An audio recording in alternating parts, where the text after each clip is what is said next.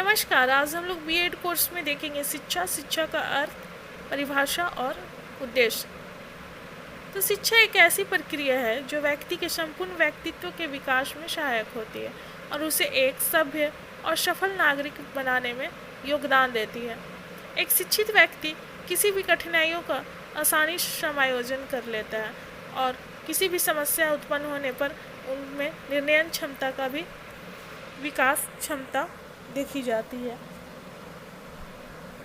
तो यहाँ पर शिक्षा की परिभाषा देखेंगे। शिक्षा वास्तव में एक ऐसी प्रक्रिया है जिसके द्वारा एक मानव की छिपी हुई शक्तियों को विकसित किया जाता है। यानी कि मानव के अंदर जितनी भी छिपी हुई प्रतिभा होती है वो शिक्षा के द्वारा बाहर निकल कर आती है। शिक्षा आंतरिक वृद्धि तथा विकास की न समाप्त होने वाली प्रक्रिया है।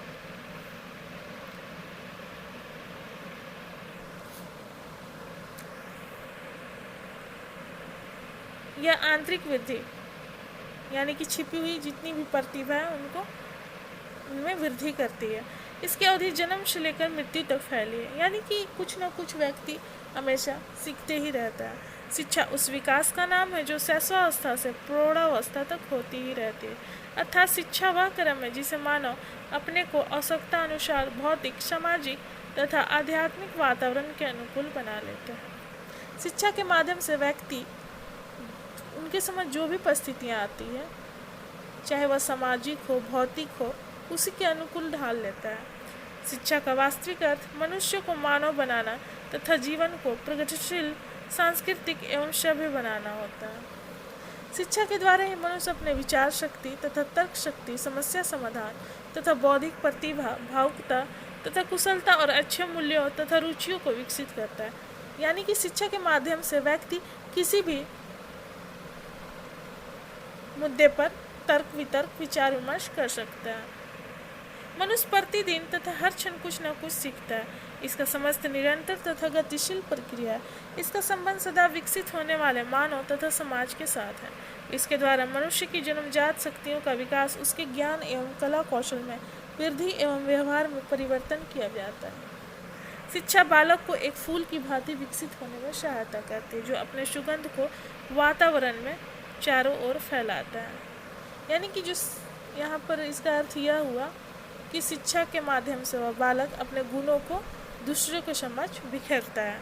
यानी जिस तरह फूल अपने सुगंध को वातावरण में बिखेरती है। लोके का कहना है पौधा कृषि से विकसित होता है और बालक शिक्षा से। शिक्षा का अर्थ देखेंगे। भारतीय भाषा में दो शब्द हैं यहाँ पर, शिक्षा और साक्ष। तो शिक्षा का अर्थ होता था ज्ञान अध्ययन करना और साक्ष का अर्थ होता था अनुशासन में रखना। अंग्रेजी में देखेंगे एजुकेटम, एजुकेरे, एजुकेयर। तो एजुकेटम का देखेंगे शिक्षित करना, पढ़ाना। एजुकेयर का आगे बढ़ाना, बाहर निकालना अथवा विकसित करना। एजुकेरे विकसित करना, बाहर निकालना। लैटिन भाषा के एजुकेटम शब्द का अर्थ है शिक्षित करना। ये एजुकेशन के बारे में जो है एजुकेटम से लिया गया है। इसमें ई का अर्थ होता है अंदर से तथा डुको का अर्थ है आगे बढ़ाना या विकसित करना। तो अंदर से विकास करना होता है शिक्षा का। यानी कि जितनी भी छिपी हुई प्रतिभा है उनका व्यक्तित्व में उभर कर बाहर आए। प्रत्येक बालक के अंदर जन्म से ही कुछ जन्मजात गुण होते हैं। जैसे बालक वातावरण के संपर्क में आता है वैसे वैसे उसकी जन्मजात शक्तियाँ विकसित होती जाती हैं। इस प्रकार शिक्षा का अर्थ है बालक की जन्मजात शक्तियों का अंदर से बाहर की ओर विकसित करना। यहाँ पर शिक्षा का अर्थ देख लीजिए। सीखना, आगे बढ़ाना, नियंत्रित करना, पालन पोषण करना, प्रशिक्षित करना, अनुशासित करना, बाहर निकालना, संवर्धन करना, विकसित करना, सिखाना आदि। अब देखेंगे शिक्षा का 4 H's के संदर्भ में क्या अर्थ है। तो शिक्षा का अर्थ व्यक्ति के 4 पक्षों को समायोजित विकास भी माना जाता है। यहाँ पर देख लीजिए 4 अर्थ है। हृदय का विकास, हाथ का विकास, स्वास्थ्य का विकास और मस्तिष्क का विकास। आधुनिक युग में शिक्षा का क्या अर्थ है 7 R's के संदर्भ में। परंपरागत शिक्षा व्यवस्था में 3 R's जो कि विषयों के ज्ञान के प्रतीक हैं उन पर बल दिया जाता था। दूसरे शब्दों में इसमें 3 R's केवल ज्ञान कक्ष की प्रधानता थी।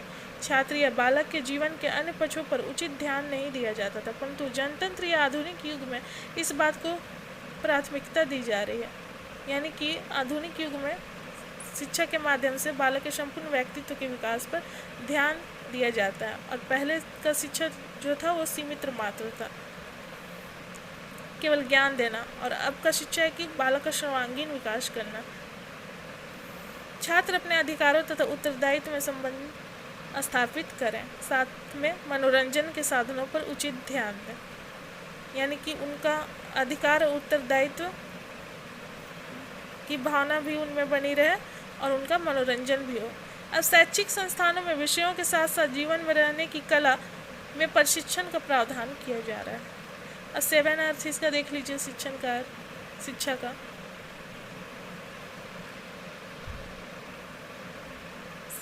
अब देखेंगे शिक्षा का संकुचित अर्थ और व्यापक अर्थ, औपचारिक और अनौपचारिक। तो औपचारिक में देखते हैं, संकुचित में संकुचित में देखा जाता है कि शिक्षा का जो क्षेत्र है वो सीमित होता है। शिक्षा के संकुचित अर्थ को स्कूली शिक्षा भी कहा जाता है। इसके अनुसार शिक्षा केवल शिक्षण संस्थाओं में ही दी जाती है। यह शिक्षा एक निश्चित समय या उम्र से प्रारंभ होती है और एक निश्चित उम्र पर जाकर समाप्त हो जाती है। इसका एक विशेष प्रकार का पाठ्यक्रम भी होता है। इस रूप में बड़े लोग वयस्क एक पूर्व निश्चित योजना के अनुसार बालक के सामने एक विशेष प्रकार के नियंत्रित वातावरण को प्रस्तुत करके एक निश्चित ज्ञान को निश्चित विधि के द्वारा निश्चित काल में समाप्त करने का प्रयास करता है। शिक्षा के इस अर्थ में शिक्षक का स्थान मुख्य होता है तथा बालक का दूसरे या गौण शिक्षक से यह आशा की जाती है कि वह बालक को मानसिक दृष्टि से विकसित करने के लिए अधिक से अधिक ध्यान दे। संकुचित अर्थ के अनुसार शिक्षा बालक की स्वतंत्रता का गला घोटकर उसके स्वाभाविक विकास को प्रभावित करता है। यानी कि संकुचित अर्थ में देखते हैं कि शिक्षा का जो क्षेत्र है एकदम सीमित मात्र है, केवल उनको केवल ज्ञान की शिक्षा दी जाती है और इसके अलावा कुछ भी नहीं। मैकेंजी के अनुसार देख लीजिए, व्यापक अर्थ में देखेंगे, व्यापक अर्थ में इस सब से ही पता चलता है।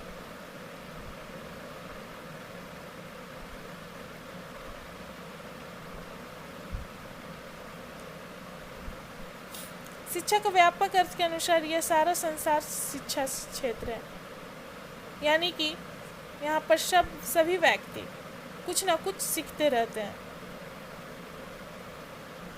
प्रत्येक व्यक्ति, बालक, युवा, वृद्ध, स्त्री, पुरुष, सभी विद्यार्थी हैं। वे सब जीवन पर्यंत कुछ ना कुछ सीखते रहते हैं। अतः व्यक्ति का संपूर्ण जीवन उसका शिक्षा काल है। साथ ही प्रत्येक व्यक्ति जहाँ स्वयं दूसरों से कुछ सीखता है वहीं दूसरों को भी कुछ ना कुछ शिक्षा देता है। यानी कि यहाँ पर प्रत्येक व्यक्ति एक दूसरे से कुछ ना कुछ सीखते रहते हैं। शिक्षा का आदान प्रदान की क्रिया होते रहती है। जीवन की छोटी छोटी घटनाएं भी हमें शिक्षा देती रहती है। ये नहीं कि केवल किताबी पढ़ाई, जो भी घटनाएं घटती हैं व्यक्ति के साथ वो एक शिक्षा का ही माध्यम होती है और वो कुछ ना कुछ उसे सिखाते रहती है। इस प्रकार शिक्षा प्राप्त करने तथा प्रदान करने का कोई निश्चित स्थान नहीं है। शिक्षा व्यापक अर्थ में घर, बाजार, स्कूल तथा खेल के मैदान आदि समस्त स्थानों पर प्राप्त होती है।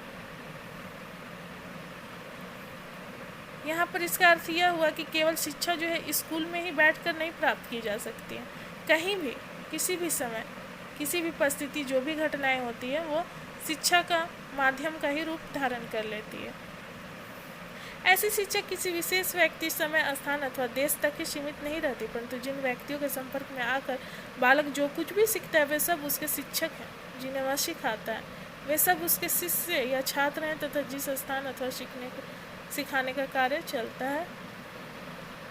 इस प्रकार बालक का समस्त जीवन स्कूल है तथा शिक्षा का काल भी। यानी कि जो व्यक्ति दूसरे को सिखा रहे हैं, यहाँ पर एक व्यक्ति दूसरे को या एक बालक दूसरे को, तो सभी शिक्षक कहलाएंगे, शिक्षक के रूप में आ जाएंगे।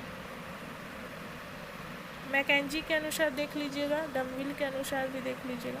अब शिक्षा की परिभाषा, रूसो का क्या कहना है कि शिक्षा ही जीवन है। लॉजे का कहना है कि जीवन ही शिक्षा है और शिक्षा ही जीवन है। अरस्तु, स्वस्थ शरीर में स्वस्थ मन का निर्माण ही शिक्षा है। हर्बर्ट का कहना है शिक्षा अच्छे नैतिक चरित्र का विकास है। राधा कृष्णन का कहना है कि शिक्षा को मनुष्य और समाज का निर्माण करना चाहिए। उपनिषद, शिक्षा का अंतिम लक्ष्य निर्माण है। शंकराचार्य शिक्षा स्वयं की अनुभूति है। फ्रोबेल के अनुसार शिक्षा वह प्रक्रिया है जिसके द्वारा बालक की जन्मजात शक्तियाँ बाहर प्रकट होती है। अब शिक्षा का उद्देश्य देख लेंगे। पहला है ज्ञान अर्जन का उद्देश्य, सांस्कृतिक विकास का उद्देश्य, तीसरा चरित्र विकास। ज्ञान अर्जन करना सिखाती है और सांस्कृतिक विकास जैसे विभिन्न देशों की अलग अलग संस्कृतियाँ उनमें समायोजित करने का क्षमता का विकास होता है शिक्षा के माध्यम से। सभी लोग एक दूसरे की संस्कृति का सम्मान करते हैं। चरित्र विकास का उद्देश्य तीसरा है, यानी कि व्यक्ति को आदर्शवादी और चरित्रवान बनाती है, उनमें नैतिक चरित्र का विकास होता है। जीविकापार्जन का उद्देश्य या व्यावसायिक उद्देश्य। वर्तमान में तो शिक्षा का प्रमुख उद्देश्य जीविकापार्जन ही है, क्योंकि हर एक व्यक्ति, प्रत्येक व्यक्ति सोचता है कि शिक्षा प्राप्त करके वो जीविकापार्जन कर सके और आत्मनिर्भर बन सके। समविकास का उद्देश्य यानी कि संपूर्ण तत्वों का, शरीर के संपूर्ण तत्वों का विकास करना होता है, यानी कि बालक का या व्यक्ति का सर्वांगीण विकास। नागरिकता का उद्देश्य एक सफल एवं उत्तम नागरिक बनाना शिक्षा का प्रमुख उद्देश्य होता है, ताकि वह समाज में अपना महत्वपूर्ण स्थान प्राप्त कर सके। पूर्ण जीवन का उद्देश्य, जीवन को कैसे जीना है, किस तरीके से जीना है, शिक्षा का यह भी उद्देश्य होता है।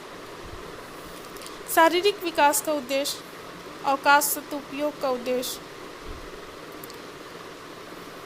अवकाश सदुपयोग यहाँ यह हुआ कि जो खाली समय रहती है व्यक्ति के पास, उसे किस तरह से उपयोग में लाना है, शिक्षा वह भी सिखाती है। समायोजन अनुकूलन का उद्देश्य, मतलब किसी भी समस्या उत्पन्न होने पर उनमें समायोजन कर लेना, मतलब उसमें उन परिस्थितियों से निपटारा कर लेना, यहाँ पर अर्थ हुआ। आत्म अभिव्यक्त का उद्देश्य, अपने विचारों को प्रकट करना। एक शिक्षित व्यक्ति को उदाहरण में देख लीजिए, वो अपना विचार, किसी भी विचार को आसानी से प्रकट कर लेता है और वो हिचकिचाता नहीं है। आत्म अनुभूति का उद्देश्य, अब एक एक करके देखते जाएंगे। ज्ञान अर्जन का उद्देश्य, इसका प्रतिपादन सुकरात, अरस्तु, दांते, बेकन आदि आदर्शवादियों ने किया है।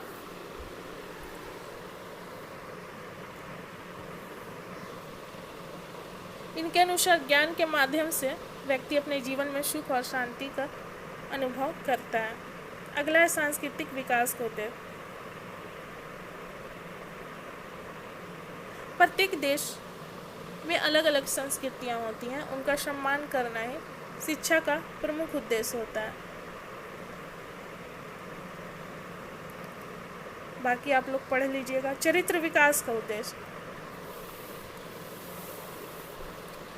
शिक्षा का उद्देश्य चरित्र का, व्यक्ति के चरित्र का निर्माण करना होता है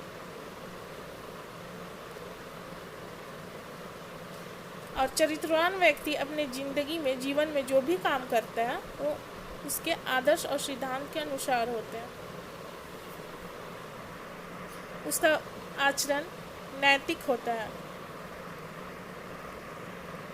शिक्षा ही एक ऐसा साधन होता है जिसके द्वारा बालक के मन में पुण्य के प्रति प्रेम तथा पाप के प्रति घृणा उत्पन्न करके बालक के अंदर अच्छाई, प्रेम, सहानुभूति, सद्भावना तथा न्यायप्रियता आदि सामाजिक एवं नैतिक गुणों को विकसित करके बालक को चरित्रवान बनाया जा सकता है। यानी कि शिक्षा के माध्यम से बालक में जो भी अच्छी चीज़ें होती हैं उन गुणों का विकास किया जाता है, जिससे वह एक चरित्रवान व्यक्ति बनकर उभरता है। उदाहरण देख लीजिए, नैतिक शिक्षा, मॉरल एजुकेशन जो दिया जाता है बच्चों को ताकि उनका चरित्र का विकास हो सके। जीविकापार्जन का उद्देश्य,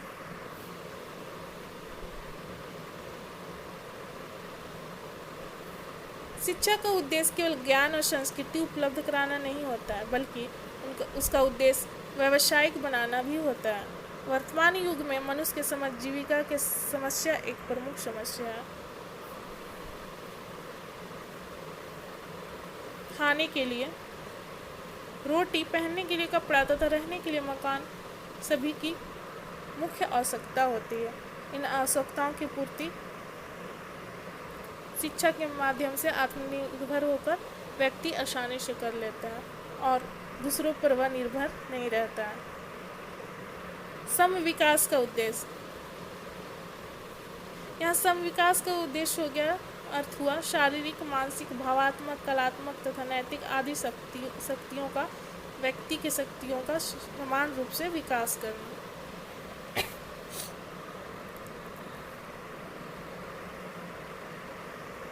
कुछ बालक जन्मजात शक्तियाँ लेकर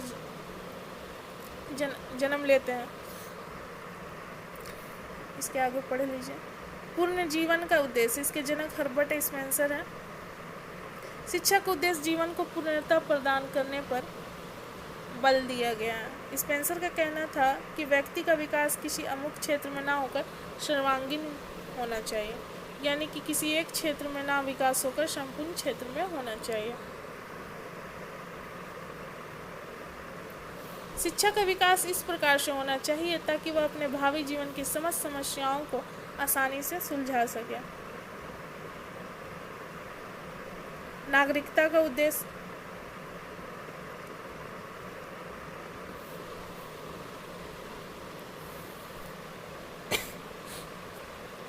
इस उद्देश्य के अनुसार शिक्षा की व्यवस्था इस प्रकार से की जानी चाहिए कि बालक के सभी गुण, रुचि, योग्यताओं एवं क्षमताओं के अनुसार विकसित हो,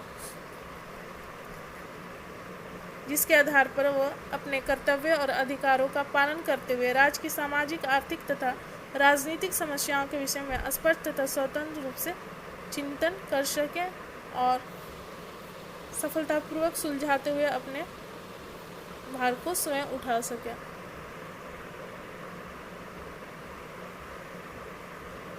शारीरिक विकास का उद्देश्य, बालक की शिक्षा इस प्रकार से होनी चाहिए जिससे वह प्राप्त करके बालक स्वस्थ, सुदृढ़ एवं बलवान बन जाए। प्राचीन तथा मध्यकालीन इतिहास इस बात की पुष्टि करता है कि अनेकों देशों में शिक्षा के इस उद्देश्य को मान्यता प्रदान की गई थी। ग्रीक के प्राचीन राज्य स्पार्टा इसका प्रमुख उदाहरण है।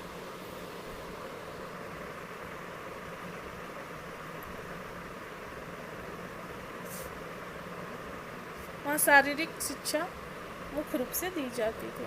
अवकाश सदुपयोग का उद्देश्य, अवकाश का अर्थ होता है फुर्सत का समय।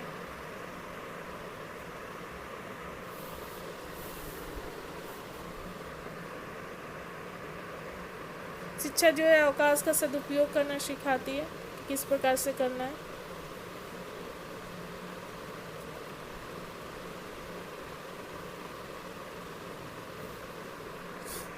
समायोजन अनुकूलन का उद्देश्य, इसका उद्देश्य बालक में ऐसी क्षमता उत्पन्न करना होता है जिससे वह अपने आप को अपने विभिन्न परिस्थितियों अथवा वातावरण के अनुकूल बना सके, क्योंकि प्रत्येक व्यक्ति के समझ अनेक परेशानियां, कठिनाइयां होती हैं और अगर वह शिक्षित रहता है तो उन कठिनाइयों के समय किसी भी समस्या का निर्णय आसानी से कर लेता है और अपनी कठिनाइयों को दूर कर लेता है। आत्म अभिव्यक्ति का उद्देश्य,